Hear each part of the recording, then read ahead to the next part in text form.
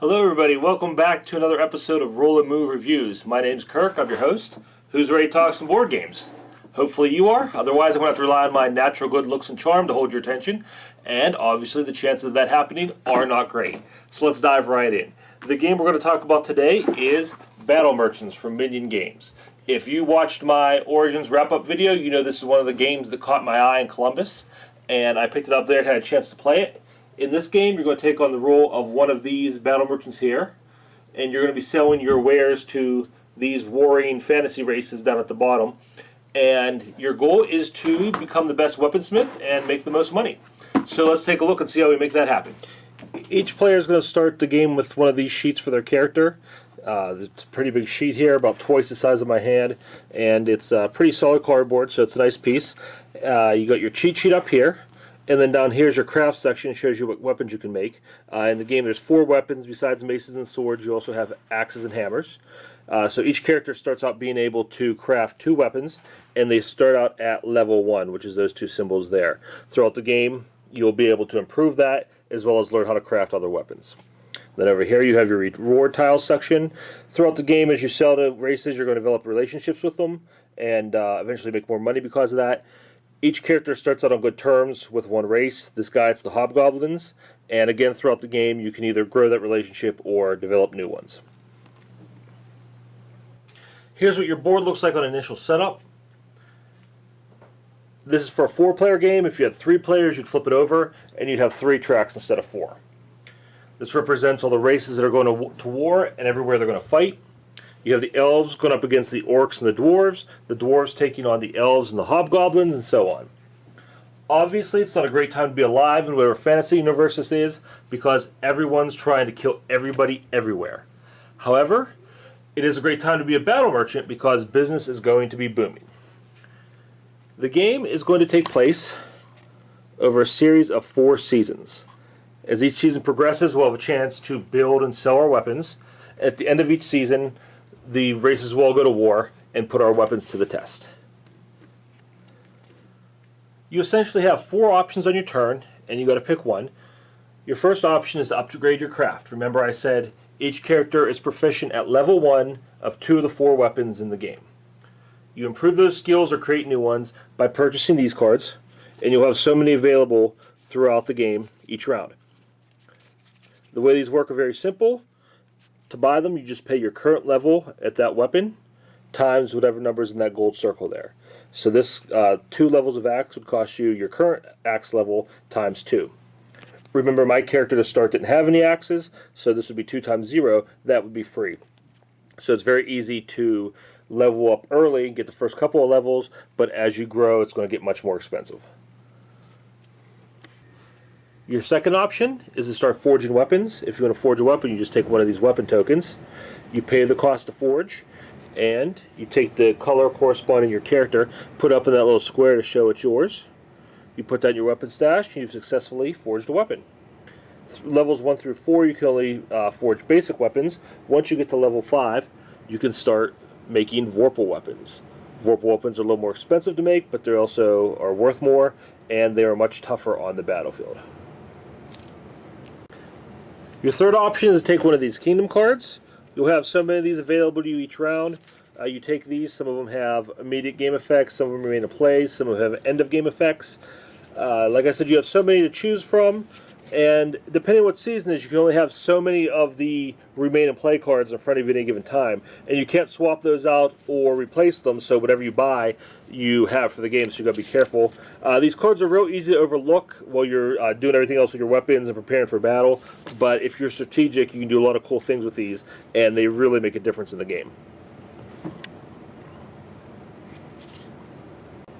Our fourth option is going to be to start selling our weapons.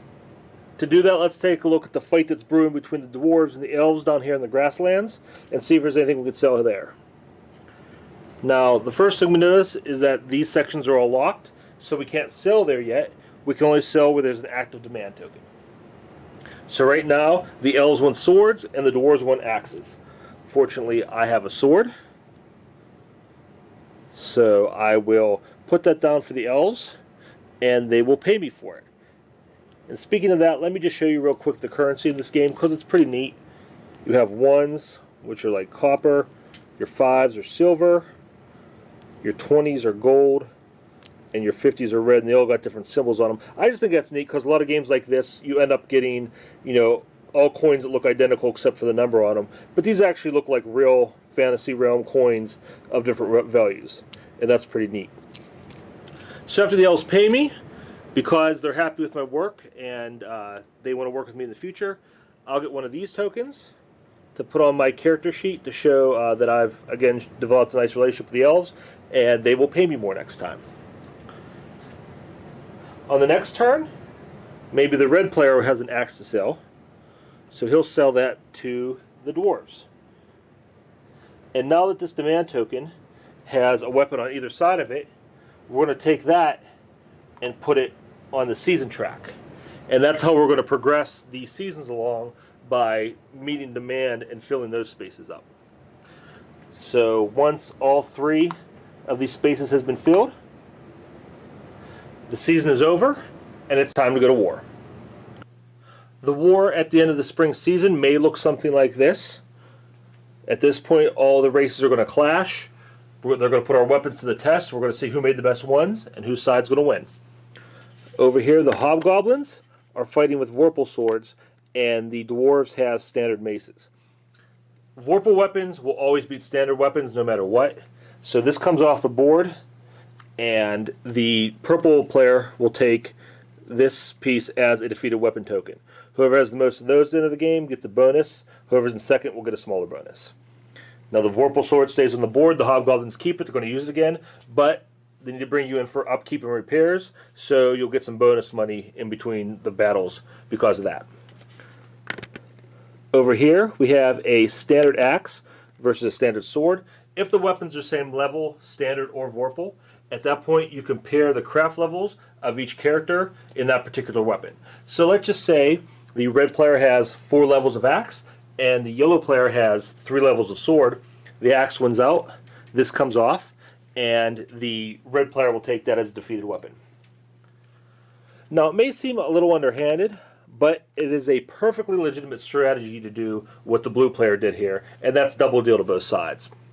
He sold Vorpal hammers to the elves and standard maces to the dwarves.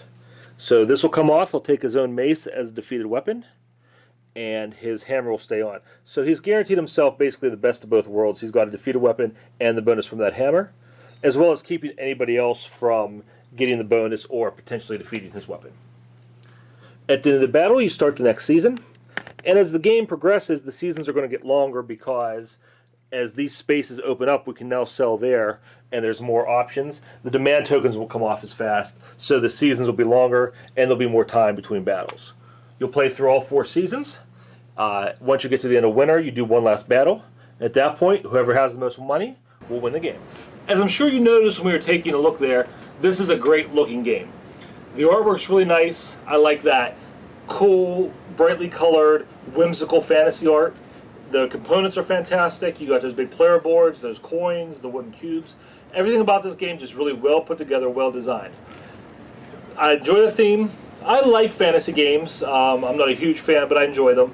But I really like it when you go into a high fantasy world and you explore some little mundane corner of it in a tongue-in-cheek kind of way, which is exactly what this game does, and I like that. Strategically, there's surprisingly a lot there. It's one of those games where the rules are simple and you feel like you don't have a ton of options on your turn, but you're actually making a lot of decisions. You got a ton of choices to make that's going to decide the outcome of the game for you. You got to decide, am I going to diversify my weapons or focusing on getting good at just a couple?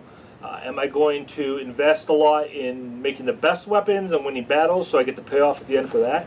And what about those kingdom cards? How much am I going to focus on those and all the strategy I can build there? So a lot of different options, a lot of different paths to victory actually, so surprisingly deep that way. At the end of the day, it is an economic game. You're playing as business people and you're running a business, so you're thinking about profit and loss, you're crunching numbers. Under most circumstances, that'd be a big turnoff for me. Not something I enjoy at all in real life, and in games, just not really my wheelhouse. However, it speaks to how much fun this game is and how thematic it is, that despite that, I still enjoy playing the game. There's enough there that I cannot I don't have to focus on the economics. I can have fun just playing and trying to find a way to win. Most of the time I won't.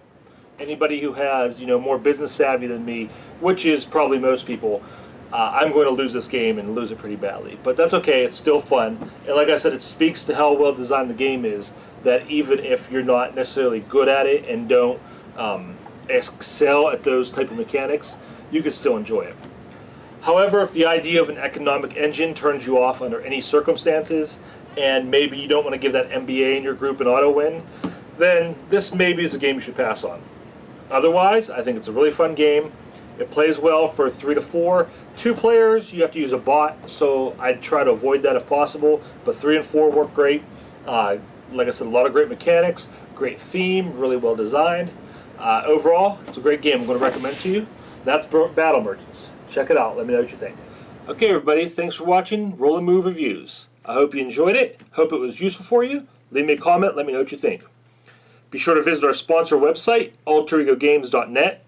Whether you're looking for Battle Merchants or any other game, they're going to get you a great deal. That's AlterEgoGames.net. Please be sure to subscribe to us on YouTube, like us on Facebook, and you can always check out my other videos on YouTube, Facebook, Board Game Geek, or the Alter Ego Games site. If you want to reach me directly, you can email me at rollandmovereviews@gmail.com. So until next time, guys, thanks a lot. Have fun out there.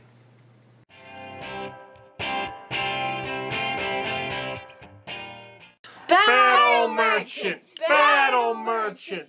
Battle Merchant! Battle Merchant!